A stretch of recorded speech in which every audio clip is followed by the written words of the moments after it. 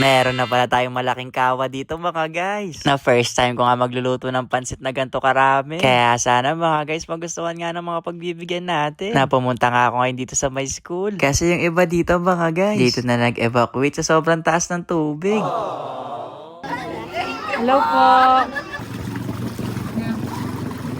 Medyo nagtagal nga yung baha dito sa amin mga guys. Kaya naman maaga na rin kami namili. Kasi magluluto nga ako ngayon. Nawalaan nyo na lang mga guys kung anong lulutuin ko dyan. Ay parang di ka naman nag-intro ng pansit chawot. Manghiram pala muna ako sa kapitbahay ng lutuan mga guys. Kasi medyo maliit yung lutuan namin. Na eto nakairam nga ako kay Ate Malu. Nasakto mga guys, di niya naman daw ginagamit to. Kaya pinairam na rin naman na sa akin. Na ang laki nga nito sa personal mga guys. Para ka rin pala maglalaban ng damit dito oh. Kaya naman nung makairam nga ako ng malaking kawa, hinanda ko na nga rin dito yung mga napamili para makapag-umpisa na nga tayo magluto. Na eto nga isa gusto ko talaga mangyari mga guys noon pa man. Yung bang makapagluto tsaka magpakain sa iba. Ako chawat parang napakasarap magluto ah.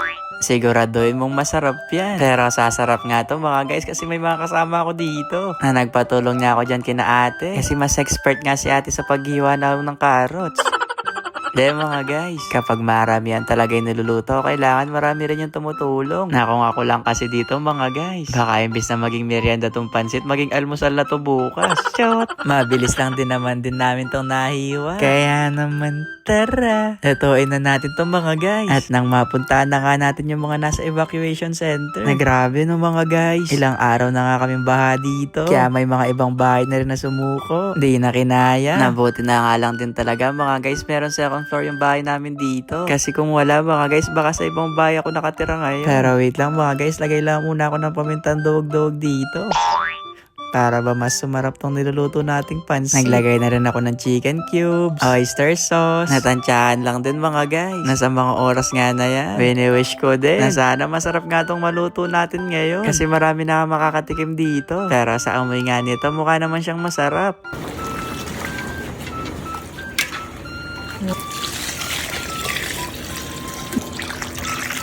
Habang nagluluto nga ako dito sa Gedli, nag-uumpisa na kayo mga kasama ko dito magpalaman ng tinapay. Na eto nga yung pinaris namin sa pansit. At na medyo okay na nga ako sa lasa dito mga guys. Isa-isa ko na hinulog yung beans, bell pepper, at saka na din tong pansit canton. Na grabe no mga guys. Pang marami na talaga tong niluluto nating pansit canton. Na parang dati, isang piraso lang yung niluluto natin. Tapos kinukupit ko pa yun sa tindahan no mga guys. Kaya masasabi ko sobrang blessed talaga natin ngayon. Pero syempre mga guys, isa pa rin naman kayo sa dahilan kung bakit nga natin nagagawa yung mga ganito. Kaya thank you po ulit sa panonood sa akin mga guys. Sana di kayo magsawa na sobrang bango na nga nitong pansit. Kaya naman i-taste test ko na to. Ay chawat, parang na-taste test mo na kasi ngumunguya ka na dyan. Pero grabe mga guys, ang sarap ng pansit na nagawa natin kahit medyo marami. At ito na pala yung finished product.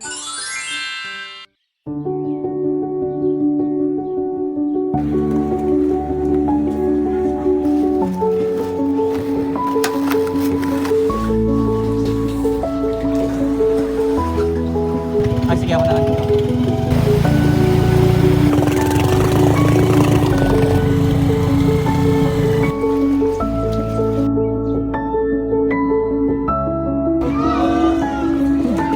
Hello po, kamusta po kayo?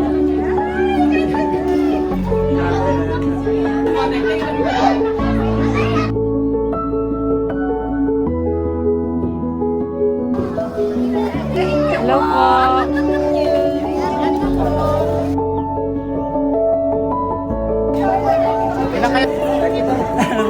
Oo nga.